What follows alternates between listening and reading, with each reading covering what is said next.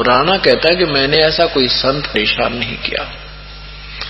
भवन ने कहा कि क्यों नहीं किया आपने मीराबाई के साथ जो जुल्म किए हैं वो भगवान सहन नहीं कर सका, तेरे जुल्मों से दुखी होकर के वो गई है।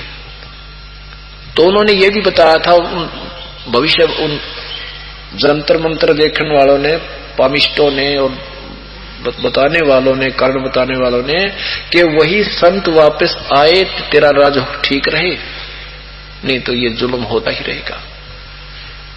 अब उसने, राणा ने कहा भी कौन ला सकता है फिर मीरा को वापस।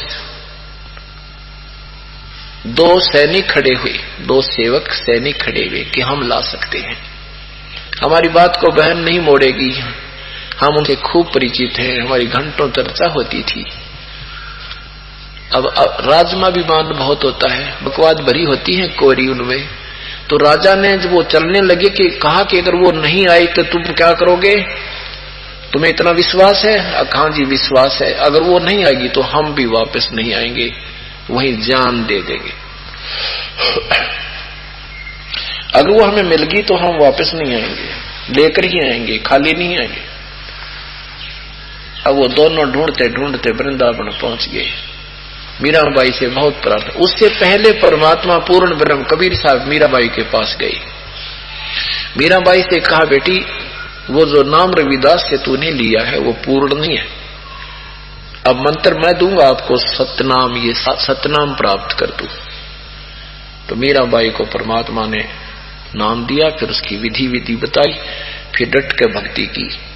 अब उसके बाद फिर वो दोनों वहां पहुंच जाते हैं सैनिक। उन सिपाहियों ने जाकर कहा, बहन आप चलो, वहां बहुत बुरा हाल हो गया है, राजा अपनी गलती क्षमा याचना कर रहा है, कभी कुछ नहीं कहेगा तुझे। मीराबाई बोली, भाई मैं तुम्हारे से ज्यादा जानती हूँ उस निकम्मे ने, अब मैं वापस नहीं जा सकती। अब उन्होंने कहा, बहन हम ये कहकर आए हैं कि हम नहीं वो नहीं आएगी तो हम भी नहीं आएंगे, हमारे बाल बच्चों की तरफ देख ले तू। मीराबाई बोली, अगर मैं मर जाती और तुमने ना यहाँ मिलती तो फिर क्या करते, कि वो तुम्हारी मजबूरी थी, फिर तो हम कह देते वो मर गई। बोली, भाई चल तुमने कह दियो जाकर। वहीं खड़ी हुई, एक तारा ले रखा था, भगवान के गुण गाती गाती सिमरन करती करती, और उस भगवान श्री कृष्ण की एक मूर्ति थी पत्थर की, उसके अंदर समा गई। उनके आंखों देखते देखते उस पत्थर की मूर्ति के अंदर समावेश कर गई। अब वो दोनों देखते रह गए। कहा, आकाशवाणी हुई, जाओ भाई कह दियो वो मर गई। अब वो दोनों वापस आ गए। वापस आए तो उधर से वो उसका चाचा, जो राणा का चाचा भवन, और उधर से वो राजा उसका भतीजा, वो घोड़े को लेकर, घोड़ों पर सवार होकर के कहीं जाने की तैयारी कर रहे थे, दूसरे देश नगर में, या कैसे भी कोई शिकार शिकार खेलने जाया करते, शिकार भी खेलने जाते थे। तो कुछ दिन पहले वो महामंत्री था, ये क्या नाम है, भवन जो है इसका महामंत्री था, किसका, राणा का, क्योंकि अपना कॉन्फिडेंस चाचा उसने महामंत्री रखा था। और एक बार वो राणा के साथ भवन उनका महामंत्री, तो उसने गर्भवती मृगणी को काट दिया था। गर्भवती मृगणी उसकी तलवार से शिकार कर दी थी, और वो तड़प तड़प का मां बेटा दोनों मर गए थे। उस दिन के बाद वो मीराबाई से आकर उसने बताया कि बेटी आज मेरे से ये गलती होगी। मीराबाई ने कहा, चाचा तेरे जुल्म कर दिया, आप भक्त नहीं बन सकते, आप भक्ति नहीं कर सकते, ऐसे नरसंहार करते हो। आपके बच्चे ने, आपकी पत्नी ने कोई काटे गर्भवती को, कैसा दुख हो। उसके बाद वो भवन भगत बन गया था और मीराबाई का हर संकेत समझने लग गया था। और मीराबाई ने उसको भी कबीर परमात्मा से वहां उपदेश दिला दिया था, तो वहां वो भक्ति कर रहा था।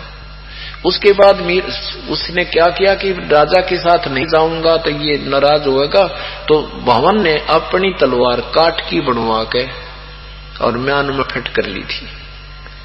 कि आगे से मान ले इसके साथ जाना भी पड़ जाएगा, तर कोई शिकार करना भी पड़ गया तो उसने लकड़ी की मार मूर दूंगा, बेहोश हो जाएगी, नौराजी हो जाएगा, शिकार खेल लिया और हंसा ना होगी, फिर ठीक हो जाएगी। ये मैं ना किसी को मार दूं, बेशक मुझे ही शेर खा जावे, इस दृष्टिकोण से काठ की तलवार डाल ली। एक दिन उनके दूसरे मंत्रियों को पता लग गया कि भवन तो काठ की तलवार रखता है, लकड़ी की। अब उन तुगलखोर व्यक्तियों ने राजा से कहा, राजा ये आपका चाचा, आपका दुश्मन है, ये तो लकड़ी की तलवार रखता है, आपको कभी मरवा देगा वहां पर। अब राजा को विश्वास नहीं हो रहा, भी नो सीधा कहूं कैसे अपने चाचा को, और भाई निकाल तेरी तलवार चेक करूंगा, कभी नहीं करी थी चेक उसने, अविश्वास नहीं किया था। फिर उन कईयों ने कहा, एक ने कहा, दो ने कहा, चार ने कहा, तो चक्कर दिमाग घूम गया राणा का। उसने कहा भाई ठीक है, आदेश दे दिया कि सभी मंत्री महामंत्री अपने अपने हथियार लेकर के लाइन में खड़े हो जाओ, सबकी चेकिंग करूंगा। अगले दिन उन्होंने आदेश दे दिया। अब हो गए खड़े सारे, भवन भी खड़ा हो गया, सबकी तलवार देखता हुआ आ रहा है, सबकी तलवार देखता हुआ आ रहा है। अब ज्यों ही भवन ने सोची आज नौकरी गई, अरियो ने कमा के केस सजा दे देगा। राजा का दिमाग बहुत खराब होता था, लेकर के याद अपने परम पिता को, और ऐसे वह तलवार निकाल दी, ले जो देखी होगी देख ले, ये है मेरे। जो ही तलवार निकाली तो इतनी स्टेनलेस स्टील की होगी जो कर बिजली चमक्या करे, इतनी चमक हुई इसकी तलवार में, और काट की नहीं रही। बोलो सतगुरुदेव की जय। अब सारा सभा स्तब्ध रहेगी कि लकड़ी की हमने 2 मिनट पहले देखी इसकी खोल के, और ये कैसे स्टील की बनी। ऐसे भी चमत्कार उस भवन को हो चुके थे, पूरा दृढ़ विश्वास हो गया। उसके बाद भाई भगवान न पड़ा ही तो। अब उधर से वो सैनिक आए, उस दिन जिस दिन मीराबाई से वो मिलकर वापस आए, मीराबाई संसार में नहीं रही। उस दिन भी वो घोड़े तैयार करके दोनों के दोनों, राजा का घोड़ा भी महामंत्री का घोड़ा भी, एक गुलाम पकड़े खड़ा था, और भवन जो अपनी सारी तलवार पूरी डाल के तैयार खड़ा था शिकार जाने के लिए, बाहर जाने के लिए। तो राजा ने सोचा मैं 2 मिनट कार्य अपना दोपहर का कोई कार्य करके चलता हूं। इतने में जो ही वो बैठा ही था, वो दोनों सैनिकों ने प्रवेश किया सभा में। राणा ने पूछा कि लाए नहीं तुम मीराबाई को? कह रहे थे हम लेकर आएंगे।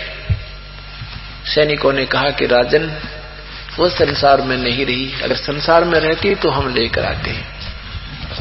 राणा बोला क्या हो गया उसको, मर गई वो? कहने लगे वो ऐसे ऐसे पत्थर की मूर्ति में, हमारे सामने एक पत्थर की मूर्ति में समा गई। अब राणा कुबोल था, ज्यादा कुबोल, दुर्वचन बोले उसने। कहने लगा वो मुसलमान कर लिया होगा कोई उसने, यानी जैसे कहते हैं ना, उसने कोई मुसलमान कर लिया होगा, मुसलमान नहीं बन गई होगी, इसलिए जमीन में गडगी, जब जानता आकाश में स्वर्ग में जाती। अब भवन पर यह वचन सहन नहीं हुए।